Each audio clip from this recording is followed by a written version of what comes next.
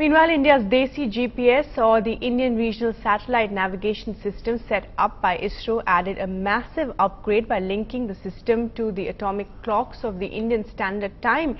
This will aid razor-sharp and precious guidance of missiles and help maintain cybersecurity. India's high-profile science ministers oversaw the development. NDTV's science editor Pallav Bagla gives you the details.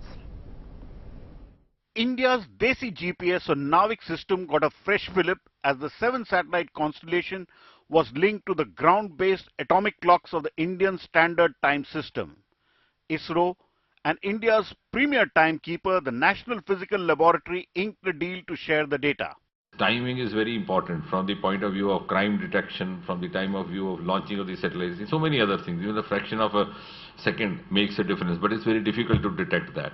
So when we have this privilege of NAVIC synchronized Indian Standard Time, not only we would have an advantage in those areas which are now going to be of concern in the times to come, whether it is cyber crime, whether it is other things. The Indian satellite system was till now dependent on the American GPS for its time synchronization. Linking to India's own atomic clocks will improve its accuracy and reduce foreign dependence and increase cyber security, the scientists say. This atomic clock is the one which will not falter,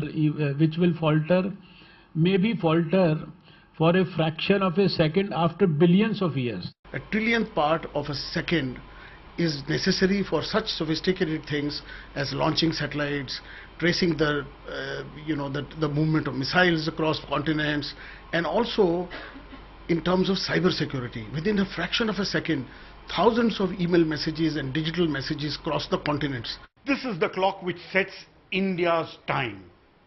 Today, ISRO and India's Desi GPS will get linked to this clock, giving it 6 orders more accurate information.